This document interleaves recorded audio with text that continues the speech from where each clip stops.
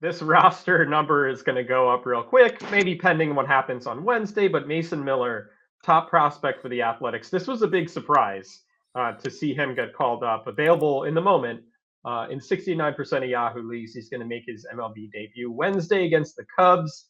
Probably a cap around 80 pitches in his debut. And that's kind of the rub with Miller. But, he checks all the boxes and what you're looking for as a potential fantasy ace. 6'5", 200 pounds, just looks like a throwback horse to lead a rotation. He averaged 100 miles per hour on his four-seam fastball last Friday in a start which got a lot of people's attention in dynasty leagues, but not necessarily mixed leagues because we didn't think he was going to be coming up this soon. But for the A's, a team where, honestly, they're embarrassing.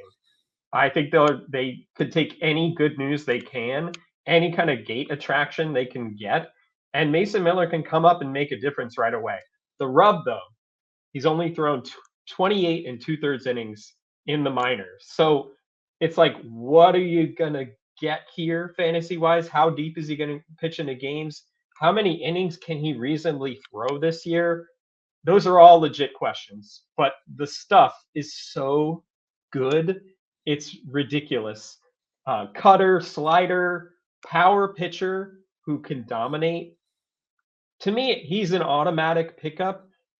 And that's, it's an easy thing for me to say. I'm not saying who you should drop. It's going to vary from league to league. But I think this is one of those kind of prospects where you stash and see how it plays out. Stash the one or drop the one guy where you're like, I can replace this person. And just take a shot and see what happens. He's that exciting to me. Totally good call on this one with Miller. The first thing I ask with any pitcher who's coming up, other than, what do the scouts think? What's the pedigree here? Does he strike people out? As you mentioned, Miller's only thrown 28 and 2/3 innings in the minors. They've handled him kind of curiously because he's made a lot of starts, but he hasn't pitched a lot of innings. But his stats just don't even look real. 28 and 2/3 innings, 14 hits. Now, he's allowed 9 runs because he's allowed 5 home runs. That's been his big bugaboo. He's only walked 6 guys. And in 28 and 2/3 innings, he struck out 53. I don't care who you're pitching against. That's ridiculous. Basically 2 strikeouts an inning. Yep. Just about. It doesn't make any sense. As you said, 6'5". He fills up the uniform. He's got the raw stuff. He's somebody who I could see pitching a lot of 4 and 5, maybe inning games. So the wins might be dicey, but he might strike out 9 guys in the time he's in the game. So much of managing your strikeouts is strikeouts per 9 in some Yahoo leagues or other fantasy formats. You have cap on starts or cap on innings. So K per 9 is a stat that you're worried about. That's going to help him. We know the Oakland Park is very big. That will maybe help him with the home runs a little bit. The bottom line is this.